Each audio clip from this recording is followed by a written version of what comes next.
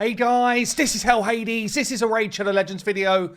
Guys, I'm back from the Easter break. I'm on the test server. We're able to look at some of the new champions that are coming in this week's patch alongside the new Fusion. We are going to see the Fusion Epic in the mix here. There's been a screenshot that's been popping around with just one Epic 4 times. I thought it was going to be 4 different Epics.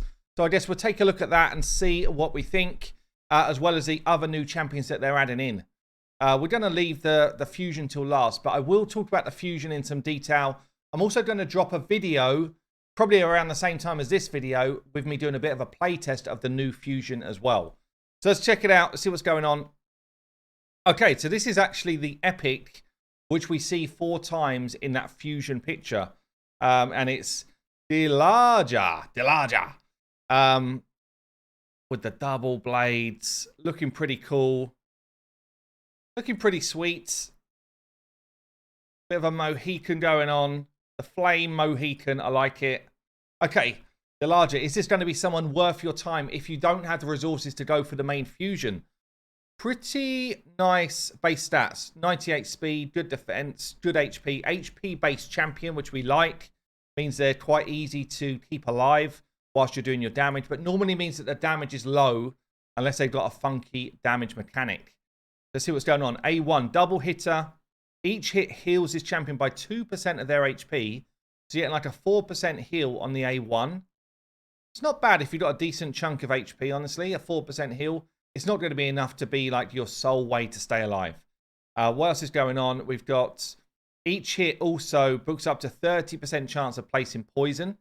That's a decent level of poison for an A1. You know, if you compare it to someone like a Steel Skull, honestly, Steel Skull's been kind of like, you know, beaten out of the game by the amount of people that come in with better chance to land. It's not going to be higher than like a Frozen Banshee or someone like that, but still not bad for an A1. A2, AoE decrease attack. Again, like if we're talking Clan Boss, that's a good ability. If we're talking Ice Golem, that's a good ability. So far, I like what I see. A3 here, continuous heal for 1 turn for all your allies. It's on a 4-turn cooldown, which is quite long. Also places a shield equal to 20% of this champion's max HP for 2 turns.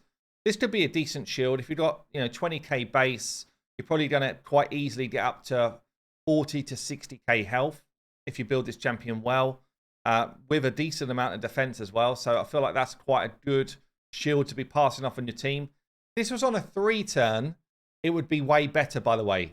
3-turn cooldowns are way more effective. Like 3-turn here, if this was 3-turn as well, then it'd be like, damn, this champion is actually going to be coming in quite clutch, but still not bad. 20% shield, not bad. What's the passive then? Books up to 50% chance of counter-attacking when when ally lizardmen except this champion are attacked. Oh, I mean, basically means you've got to have a lizard in your team to get any benefit from this. And is that like a guaranteed in any sort of way? Not really. I guess, you know, you do have champions like Raz in here, which you can go and farm eventually. You do have Broadmoor, who's farmable. So it kind of feels like a faction war only thing, unless you've specifically managed to get a champion that's going to double up with this one. You know, I'm thinking in areas like Clan Boss, suddenly you start to get a lot of value from the A1 if you've got a Lizardman in your team. Obviously, in Faction Wars, you will get that value, but elsewhere, it's hit and miss depending on what you've got. This feels like a pretty solid Clan Boss kit if you've got a Lizard in your team. But generally, not bad, I would say. Not like, wow, this is going to be the best epic on the game. I actually feel like it's quite a decent kit, though. So, not bad considering that's the one that's going to be pumping out 4 times.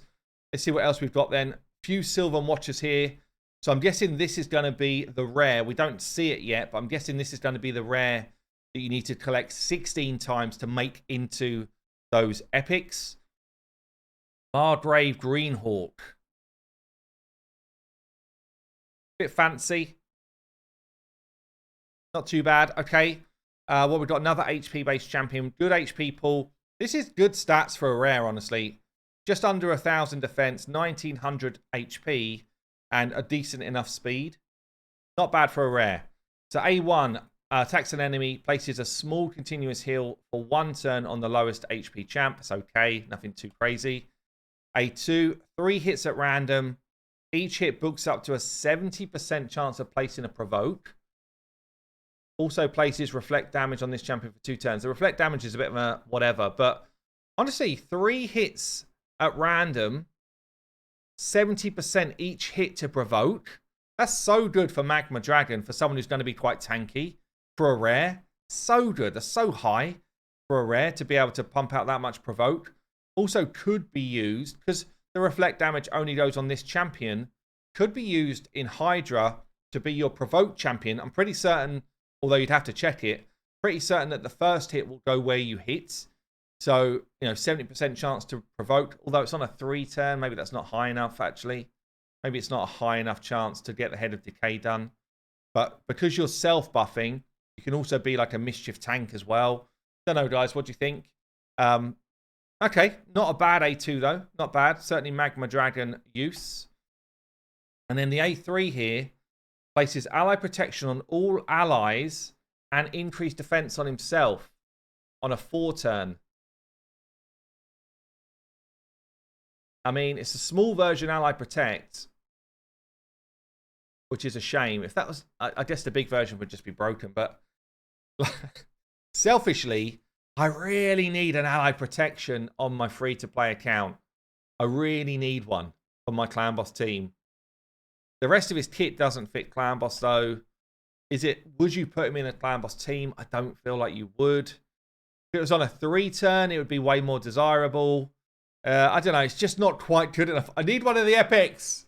He's not quite good enough to be consistent and decent on Clan Boss. I think he's just a decent enough rare. Nothing too crazy, honestly. Okay. Let's check out some of these new epics then. As far as I'm aware, these aren't part of a fusion or anything. They're just being added to the game just to kind of bolster out the Sylvan Watchers. So Locthwain. Oh, I like it. Very regal in appearance. Locthwain. Is that someone saying that right? Do you reckon? Probably not. I'm probably going to be told I'm not. Attack-based champion. Very high base attack. 1400. Got an A1 here. Attacks an enemy. Books to a 50% chance of stealing a buff. Okay. A2 is an AoE hit on a 3 turn. 25 books up to a 50% chance of removing Veil or Perfect Veil from enemies. That's a bit random. That is so specific. It's a bit random. Also, 100% chance of removing 1 random buff from all enemies. Okay. Okay, I mean, that's pretty good. Like, definitely 1 buff, but an additional chance to remove Veil or Perfect Veil if it's there.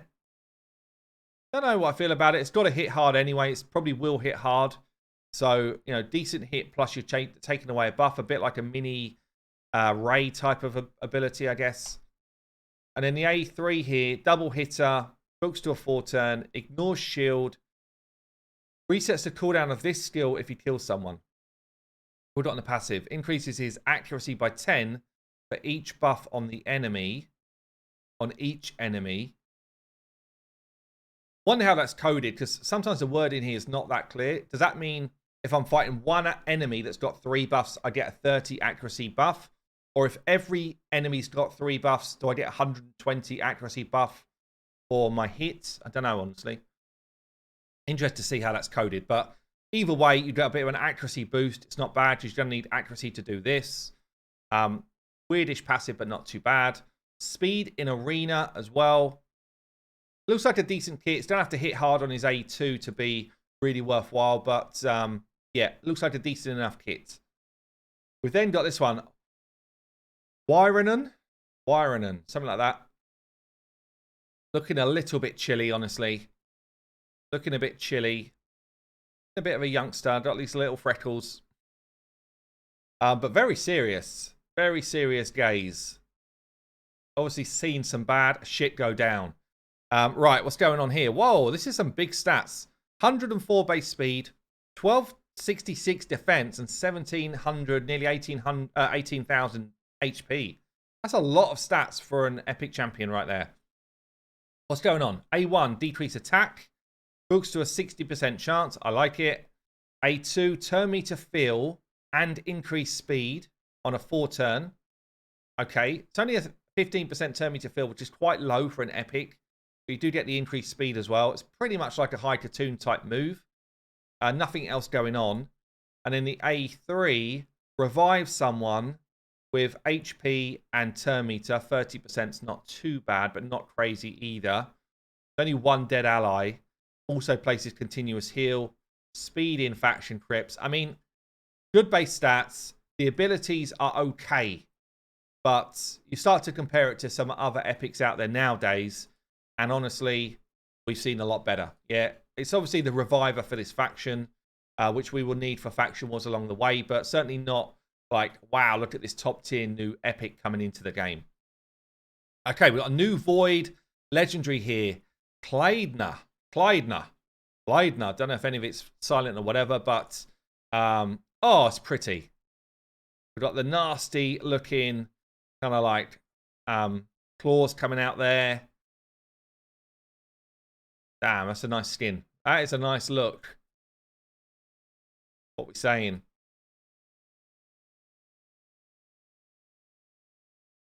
Good work, Raid. Good work on the visual as ever. Okay, so Void Legendary. We feel like we're getting tons of Void Legendaries, more than normal Legendaries right now. Another HP-based champion. This is not a crazy high HP pool for a Void Legendary if we're talking damage. Okay, we might not be talking damage. We're probably not. But, you know, if you talk about very high HP champions in the game, you know, we're probably adding 10k onto that. So, and when everything scales from HP, those type of base numbers matter a lot. So we've got a good defense, though. 1350 defense, good base speed. Let's see what's going on. A1 books to a 70% chance to sleep. Fills a turn meter if the sleep is placed. Okay, whatever. A2, Lost in the Woods. Books to a 3-turn. Books to a 100% chance of placing decreased speed and leech on all enemies. Also heals all allies by 20% of this champion's HP. This is a placing skill, and it doesn't look like we're hitting. So this will go through stuff like Poison Cloud and, you know, anything nasty like that. It doesn't matter about affinities anyway. This is quite nice. You're definitely going to get 2 debuffs out there unless there's block debuffs on the enemy. Quite cool. Okay, so we've got debuffing going on. We've also got block debuffs and revive on death for 2 turns on a 3-turn cooldown. I'm guessing this champion is kind of aimed at being against the Sand Devil or Hydra. This is quite a Sand Devil decreased speed, or 2 debuffs in an ability, a sleep chance, and a revive on death ability. That feels quite Sand Devil to me. Also, I guess you could say Hydra type of champion. These 2 debuffs are both excellent for Hydra. Plus, you can place it through Poison Cloud.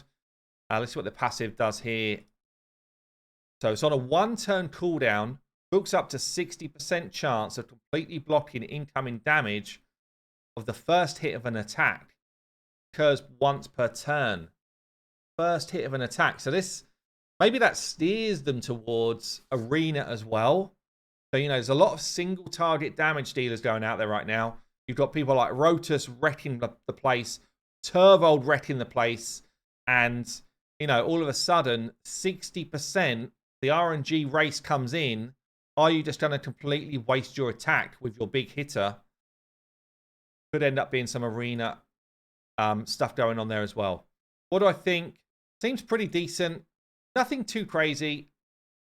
Honestly, nothing too crazy, but probably quite a lot of use case. What do you think of this champion? Let me know down below.